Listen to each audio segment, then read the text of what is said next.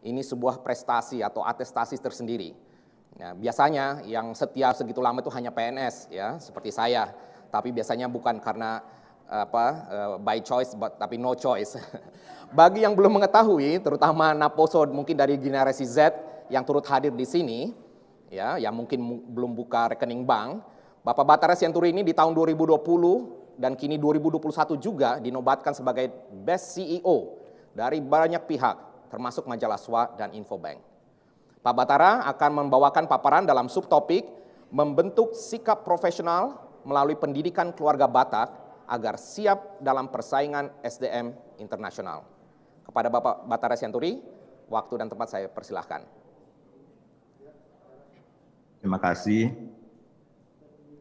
Yang terhormat Panitia, Bapak Situa Tinondang Simanjuntak, Preses HKBP Distrik 8, Data Bapak Menko Luhut Binsar Panjaitan, Dirjen Ibu Katarina Girsang yang mewakili Menteri Pendidikan, juga kepada rekan-rekan panelis di sini, dan juga para pemirsa di YouTube maupun di Zoom.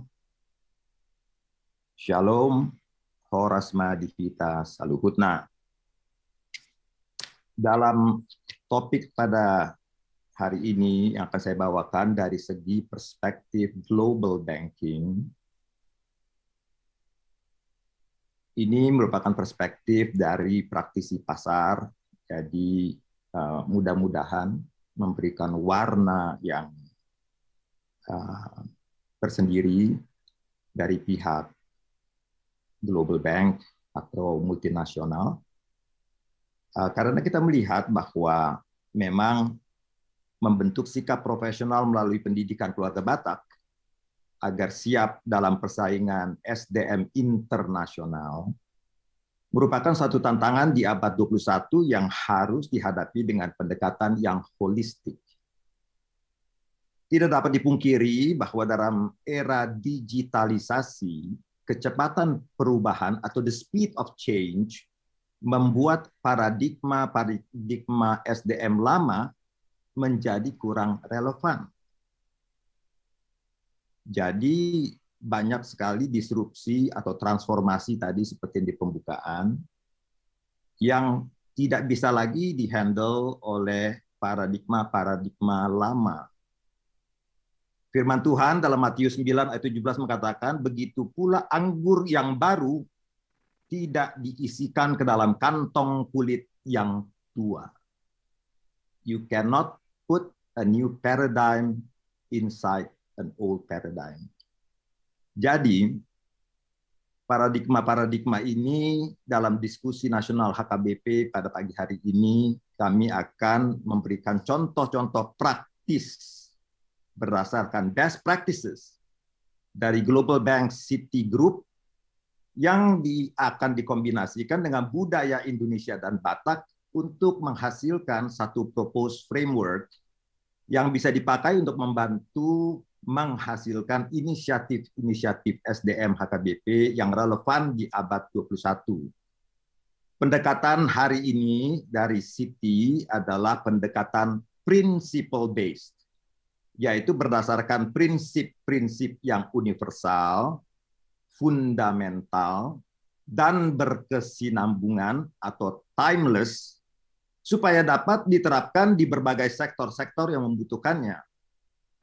Pendekatan prescriptive base yang berdasarkan formula yang spesifik kurang dapat digunakan karena kita mendiskusikan tantangan-tantangan SDM di semua sektor pada abad 21. Dengan ini mungkin kita mulai dengan slide nomor 1 untuk sedikit latar belakang Citi. Slide berikutnya.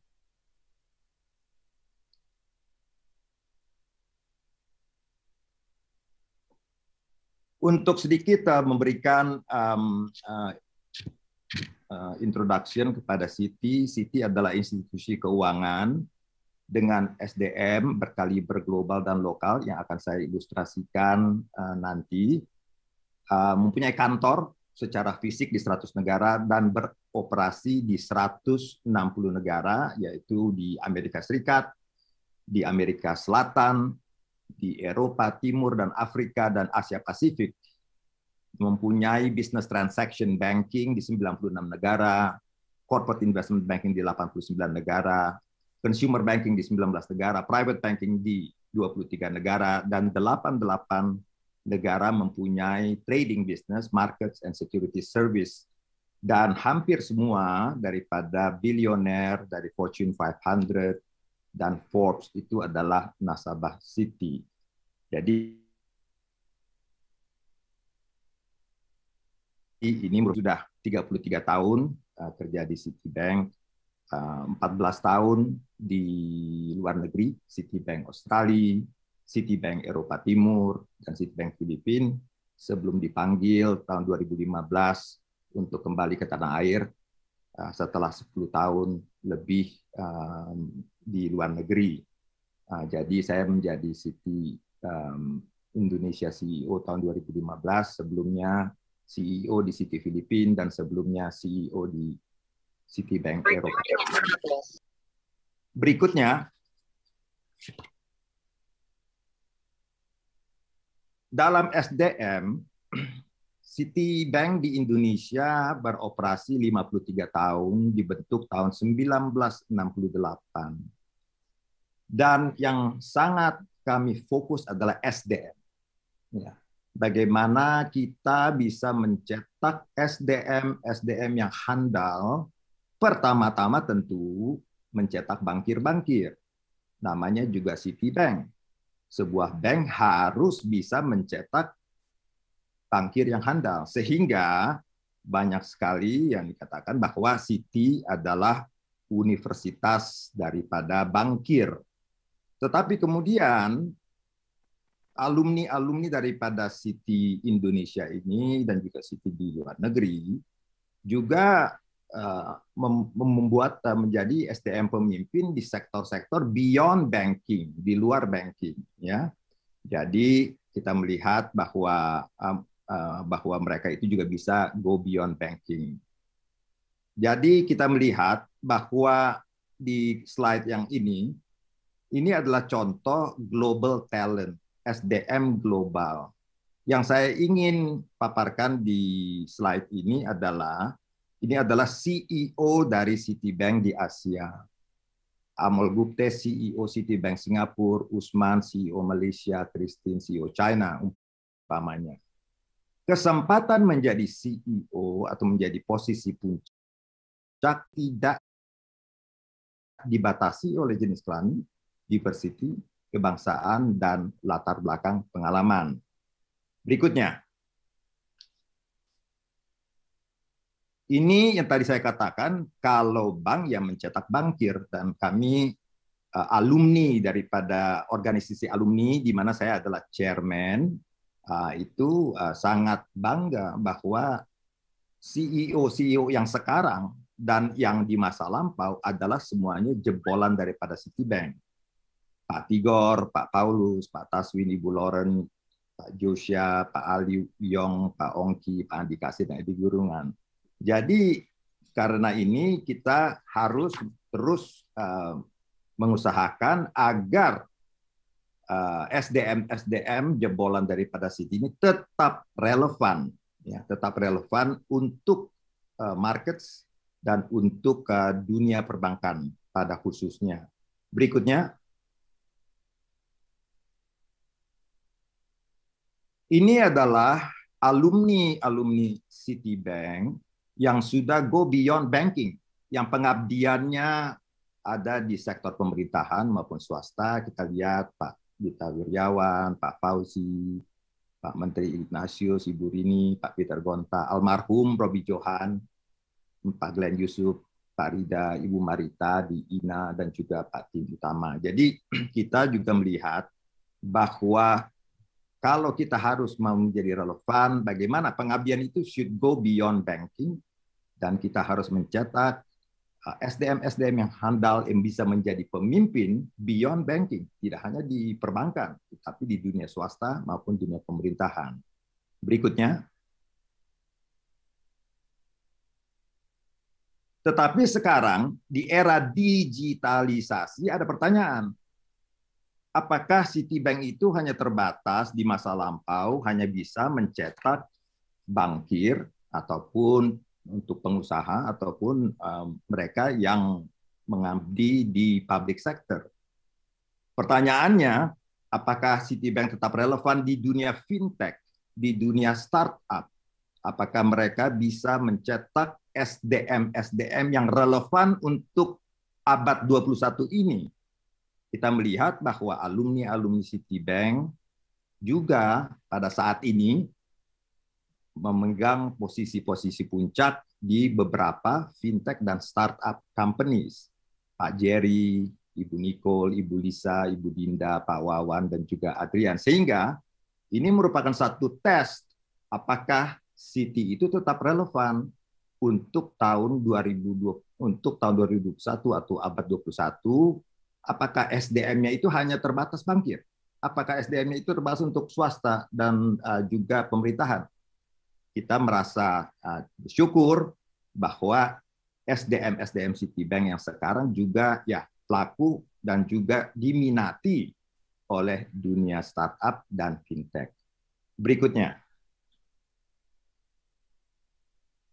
Ini adalah kunci daripada kekuatan Citi dalam SDM, yaitu keberagaman atau diversity. Ya, keberagaman itu is a big word, ya, karena keberagaman itu macam-macam. Ya. Ya, kalau kita melihat di atas yang 4 saya bikin merah, ada keberagaman generasi, ada keberagaman umur, ada keberagaman pengalaman, ada keberagaman tingkat jabatan atau pangkat. Ya, kita ambil satu contoh saja, keberagaman generasi. Ya, ada generasi baby boomers yang lahir tahun 46 sampai 60. Itu saya, karena saya lahir tahun 60. Saya adalah generasi baby boomers. Bagaimana seorang baby boomer seperti saya bisa dimengerti oleh teman-teman saya di Citibank, ataupun klien, ataupun nasabah, ataupun regulator, yang generation X, atau generation Y, atau generation Z. Ya. Jadi kita melihat bahwa tidak saja saya sebagai CEO harus mengerti generation Z, tapi bagaimana juga generation Z bisa mengerti bahasa saya. Jadi ini merupakan satu challenge, ya, bahwa keberagaman diversifikasi ini adalah satu kekuatan, tetapi bukan tanpa tantangan. Ya. Ada beberapa konsep, umpamanya reverse mentoring, di mana yang sebetulnya generasi yang muda itu mengajar generasi yang tua, supaya generasi yang lebih tua mengerti bahasa daripada generasi yang lebih muda. Demikian juga dengan keberagaman umur dan keberagaman pengalaman, bagaimana yang lebih berpengalaman bisa membantu yang kurang pengalaman. Kemudian juga keberagaman tingkat jabatan. Kalau dia seorang managing director, bagaimana dia bisa menjadi relevan dengan level asisten manager? Bagaimana dia bisa relevan dengan level manager? Bagaimana seorang manajer bisa mempunyai aspirasi naik pangkat? Jadi next slide yang kita ini dan ini sebagai ilustrasi, ya, bahwa ini adalah Dewan Direksi Citi Indonesia yang sekarang, ya, as of June 30, yang kita lihat juga mempunyai beberapa keberagaman juga.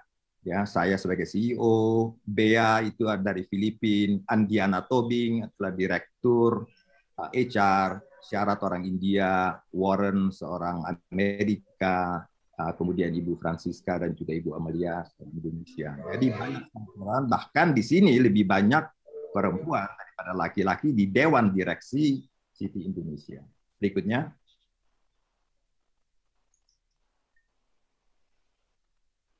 Tren yang mempengaruhi budaya dan SDM kita melihat ada 4. Ya, ada 4. Nasionalisme yang dulu menjadi globalisasi. Desa atau Bonapasogit menjadi urbanisasi. Analog sebentar lagi akan berlalu, akan menjadi digitalisasi. Dan keagamaan yang kuat sekarang ditantang oleh sekularisasi dengan implikasi-implikasi yang mempengaruhi budaya dan SDM. Ya. Jadi bagaimana kita bisa merangkul semua, ya, yang globalisasi itu tidak melupakan nasionalisme. Kalau sudah di kota urbanisasi, jangan lupa Bonapasoggi. Kalau kita punya digitalisasi, ya bagaimana kita sekarang mengadaptasi digital itu. Dan bagaimana menghadapi tantangan agama dan sekularisasi, where is the balance? Karena standar yang dulu absolut, sekarang menjadi relatif. Truth becomes relative. Ya.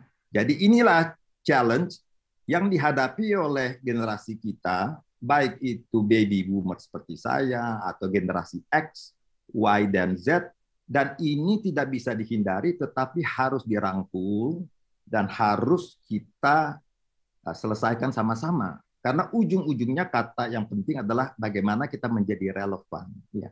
Kita bisa berbaur. Karena pembauran ini sudah menjadi borderless. Ya. Kalau ada satu lagu yang populer di Amerika, ya mungkin dalam 1-2 hari langsung populer di Indonesia karena it's becoming borderless, informasi menjadi borderless, ya. Dan bagaimana kita menjadi relevan. Berikutnya slide-nya. Ini adalah cuman sedikit ilustrasi, ya. Ilustrasi antara perubahan digitalisasi ini mempunyai dampak besar dalam SDM, ya. Jadi kalau kita melihat bahwa disrupsi yang mempengaruhi masa depan, di sini ada riset yang terbaru, ya diversity tadi saya yang sudah ngomong, keberagaman dan generation change.